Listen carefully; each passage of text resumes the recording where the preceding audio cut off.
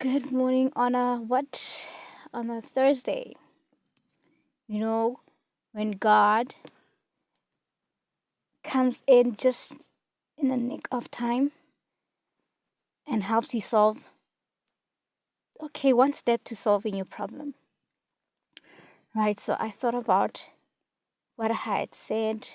Okay, I've gotten different indirect suggestions as to how to go about things, but I think this solution nips it at the butt, meaning it goes to the root and just takes it out from the root. Because if one thing can be done over and over again, that means the root of that has to be solved and not necessarily just temporal solving will do. Because now I go back, and that's the one thing about receiving revelation with me is that it goes back because there's a pattern to it. There's a pattern. And once that part of the pattern makes sense, everything else makes sense. That's why I always go back. Some people will be like, yo, that's a color saw, Joe. Like, seriously. Yes, with my life, it's necessary because if I don't pin down and chop down the pattern from the core, this person will do the same thing over and over and over again. So going back to high school, this people's children could have just went to school, and as a result, one or they were positioned there by those people's lord. I don't know, but it goes back to school, and I'm reminded of two names. And the girl is successful from what I recall, because I mean the what we got from her every time in class is that she's smart. So the girl is successful, probably from the roles they played. The guy is also successful. I'm talking about the dark skinned people trick that they use usually on white people. And two names. One I'll mention their last names. One is Koza and the other one is Msiza. Right? You see, it's different surnames. They cannot be those people, but these people found the need to see themselves through these people. Right? Through these two students. Now that I've gotten revelation, I'm speaking about them on the basis of the revelation that I'm getting pertaining to my life, because I'm trying to solve this particular problem, nothing else. And so, hey, but people are dangerous. And so this is now with the revelation that I have. This is mother and son, because I don't know the husband. It seems like the husband had long passed on. And this girl, like, indirectly once gave me this message of, like, when someone is taking a pen and she's writing, like, with emphasis on pressing her pen on a paper, like someone, imagine that bit of a detail. I can be reminded of it after how many years. And it's as if someone was saying, make sure when you write, you don't write lightly. You put your pen, like, like you write with all your strength, type of thing. Because ultimately that girl is, if she picked up something, she's not that woman, or she's not that guy is not that man, maybe something was not right within themselves. And it's like, write so that you write in such a way that no one can change what you wrote. That's the vibes I got. And given I don't go around stalking people's lives, but I can tell you, if you go observe the lives of these two, they're probably successful. And now, recalling back to the matric dolls, I remember there was just a stunt cost about there's just someone here troublemaking. This thing had taken effect, and if I can recall, most of them were in most classes with me, especially the girl. So you don't know, it's a transaction or the swapping of lives, that if this thing will not befall you, because now it's the same pattern. Church, where most places I go, if you can block out this from your life, then the flip side benefit that you have to give me now is make sure that this person, or when someone has done this thing, you can kick and scream. Your life can be the same for years, or say what's going on. I'm reminded of what's happened to Ulira. I'm sure someone just went with the stunt, maybe, and reminded the husband, maybe, who knows, of the worst of worst that could happen, or that curse that could be in effect because the wife is light and she's not dark. Your husband can even forsake you. When people, because these people, they understand how white people are, and what weaknesses they have, and how they can use that to disadvantage if they want to be against you, whatever the case is. So fine. That is a pattern that I've picked up. And the aim is to solve, right? The aim is to solve. So first part of solving is that when you go back into the Bible, it says that God is a jealous God, and God does not want people who believe in those those religion that this is wrong, don't touch them, this is unclean, don't do that. We in the new dispensation, the New Testament, which is grace. So it's a matter of liberating people, like whoever believes in this phenomenon, the power of this phenomenon. Liberate yourself, be liberated in God, that everyone has problems, and yes, there's ways of solving, but that cannot be the means. I mean, why would someone else's life has to stop? So you inevitably giving this person power over you, you making them their idol, your idol. I mean, even the word says, place no other god above me, type of thing. So it's literally making another human being a god over you. And if someone knows that trick, meaning they could torture you at any time, and what if they just change the scope of things and be like, no, it does not apply, it was just to trick your mind. That means you will come crashing down, because now you believe this supposed curse is active. I mean, everyone has problems. Why liberate this yourself from these people, and finding this thing in your head, this placebo effect of them being the solution, and just nullify them in your head. I don't know. That is just God's grace. If I can speak a timely word like this in the now, God can surely give you grace to break free from that, because even those who know probably what you use to block out a certain curse can use it against you at any time, either way, even if you believe that it's supposedly blocked. So liberate yourself, liberate them. And then the other, that's the first part of me advising as a Christian. So if now I'm going to take a world, because some people are not going to stop things because I say it, but some of these solutions could help. So the second solution, it's also a placebo effect, and it's very human-like of me to say I'm human, I'm both spirit, I'm both flesh, I'm human. This is the other side, because I'm trying to solve this problem. Because hey, but when a person can do this to you, o tla re wa signa, like not sign. Motho ha signile, I did this behind your back and they sign. You know that signature that I'm talking about. O feditse. Because this person on a power, first of all, and we believe us also is a blocker, it's blocking curses. And weird enough, run about the same time, let's say they've been knowing they have a curse, but run about the same time this person introduces or reminds or bring this favor forward, this covenant of a favor forward, in exchange for another favor, is that they start to heighten that very curse in this person's life. So this person is almost under pressure. Like Nahana, like Honanu, we have sound. Like like in the previous years, you'd hear sounds on sounds on sounds. Imagine someone saying, "This is the solution I have for you in the now." It's a temporal fix. In the now, you're obviously gonna say, when you hear the sounds and you feel like they're driving you crazy, you're gonna be like, "Okay, I'll take whatever." They're putting them in a desperate place. They create that environment and create that desperation to this very solution. Do you understand what it boils down to? So in actual fact, this person should now sit down and assess, is the curse really now the problem, or is this human being the one who's the problem?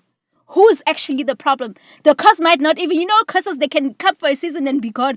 But you must realize now you are dealing with a much more bigger curse, because it knows about that curse. It's obviously easier said than done. I mean, if it could just happen like that, it would have. But seriously, stop giving another human that right of power, or that much power over you. That's literally making this human being your everything. But anyway, since I said I'm also in the flesh, I'm a human being, right? This could also work as a placebo effect. Can't the same curse be dealt with? Let's say the ex-person of a certain race, either white or whatever, whoever believes in this thing, can't they say a solemn or make a solemn covenant or something of the sort with either a dark animal, literally black animal, right? And then maybe when the animal is still alive, they're carrying that curse, and then when it dies, they die with the curse for good. An animal can't the animal appease?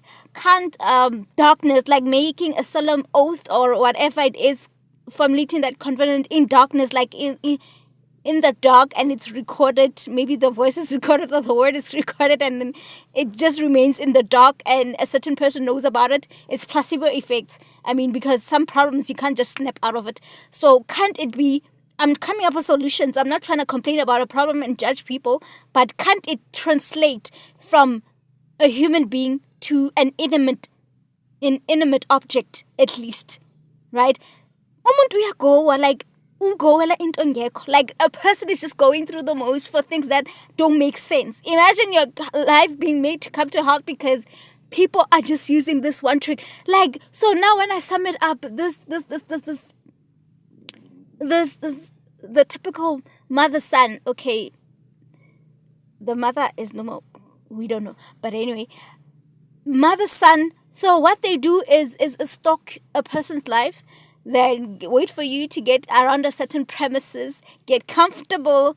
It's not obviously just them, it's they have a certain someone, the guy I just mentioned in JHB, but besides him, their Lord probably is also watching into our lives. They wait for you to settle in a certain place and then get comfortable with certain people, and they just come with the same strategy all the damn time. So in actual fact, what they're doing is like earn whatever you need to earn for us, and then we just come and convert it every time.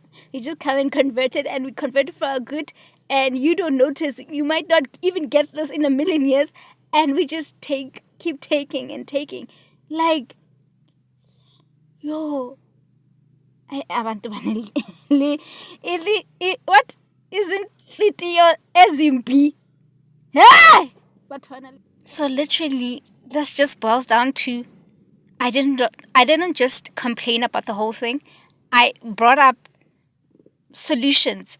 Like it's like I feel like I'm halfway to solving it. The next half is people literally taking this in or this word in and just freeing themselves, or just translating it to something else and letting just some human beings to live and to be and to just live their lives. Like seriously, like oh my gosh. Some things it seems like something very light, ne? So that means if you are not not a blackberry, they call them blackberries, but when you're not a dark skinned girl, it's not advisable until it has dawned on many of the white men's mind or guys' mind that this thing is not of much effect to my life. Then if you're not dark, like those dark girls, those dark girls, dark African dark girls, don't marry white. It's not advisable, because if someone should become your enemy or know this kind of things, to which most do, and that's why they all usually give off these types away, so that they'll be thinking, "Oh, I'm wearing white. I'm in control," only to realize that But those who knows, they're just waiting for a certain time, and they will know that they know what to do. So don't, guys, don't marry white if you're not dark. If you're not dark, don't marry white, unless maybe your representation is just on a clean slate and maybe the price was paid long ago and it's just families just, now marrying in just, thanksgiving of what has happened or something. Don't marry white, don't. After understanding this, do yourself that favor. Because that means they used whole blockers. They are using them whole block certain things. So if you can't block Umunjeng, you're in the dark basically. Umunjeng, straight. Jojo. Life. Life is spiritual. You will grow up and you get to understand things and get to understand how. But bastakiswa ke ntho tse nyane. And batho ba bang ba tlhaloganya these dynamics. That's why growing up, there's just certain things, being around certain people, being around certain places, being with certain human beings. Because even if it can go to this extremes, that means certain buildings remind of certain things. Certain areas remind of certain things. What if it's good or bad? What if you're positioned to live in an area that maybe supposedly, God forbid, is cursed or whatever? What if a certain building represents something, and then when you're there in alignment to someone in power, maybe being there and realizing, they can just say you are in this place, it represents such, it's going to happen to such a incident is going to happen to you, such a bad luck, and then that person believes it, and just like that, it's positioning. It's just like that. You get into